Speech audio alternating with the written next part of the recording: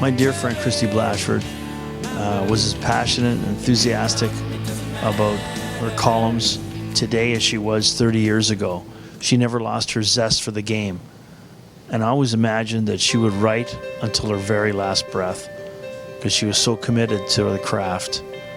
Christie Blatchford had a very colorful vocabulary and often used ribald words.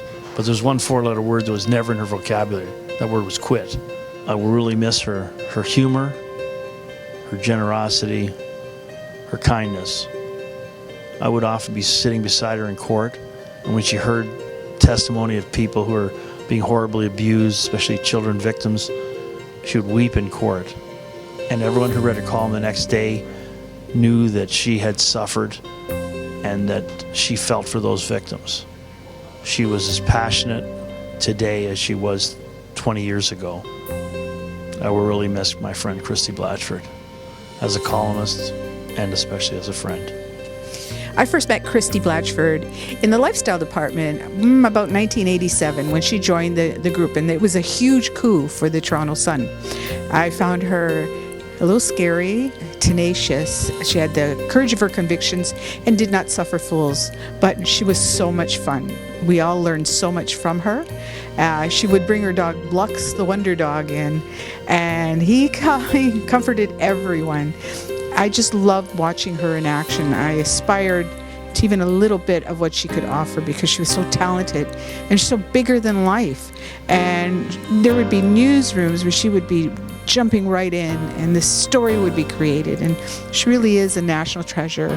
I know the whole country is mourning her loss. I certainly am.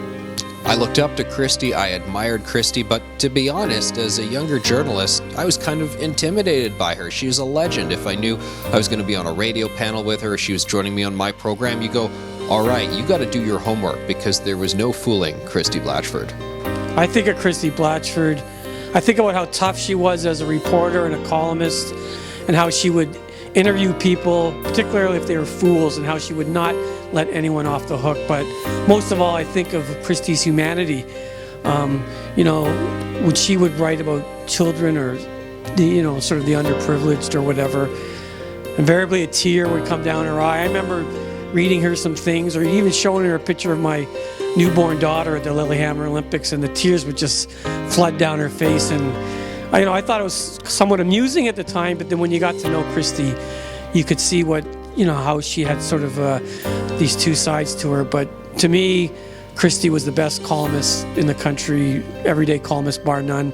Well, I was a young reporter at the Sun in the early 80s, and Christie was around, and one of the most intimidating people to be around. And of course, her language was a little salty. You almost expected that the sailors down the street would phone the Sun and complain about the language coming out of the newsroom from her. I certainly remember Blux, her dog, and having to step over into the newsroom, and you wondered who would have the audacity to bring their dog in the newsroom. But if anyone did, it was Christie, who certainly had the respect of everyone, and was a well-respected columnist, and one of the, certainly typified the Sun in those days. I remember her especially coming along on the Maple Leaf coverage. That was great to have her along. You could tell her knowledge of hockey going way back to when her dad ran the arenas way up north in Rouyn-Noranda, and in North Toronto. She knew her hockey, and people like Pat Quinn certainly respected having her around. And it was just great to have Christie hang with the guys and tell hockey stories, and certainly as one of the top female hockey writers at the time, when they were just breaking in as beat writers, Christie certainly blazed a path for them. We were all saddened, of course, by her loss, and we'll keep her memory burning strong here at the Toronto Sun. It's a sad day here at Post Media today because of the loss of Christie Blatchford. She was the greatest journalist in Canadian history, especially in this era. She could cover crime and politics and sports and write columns like the crashing at 9/11 like no other person in Canadian journalism. We're going to miss her terribly. It's a hole right through our organization. And there's a lot of people, there's an expression that they say everybody's replaceable. I don't believe so when it comes to Blatch. She did it all. She had the courage to dig for the truth at all times. She never mailed it in on any day. She worked her butt off and was committed to the well-being of journalism in this country. And boy, are we going to miss her.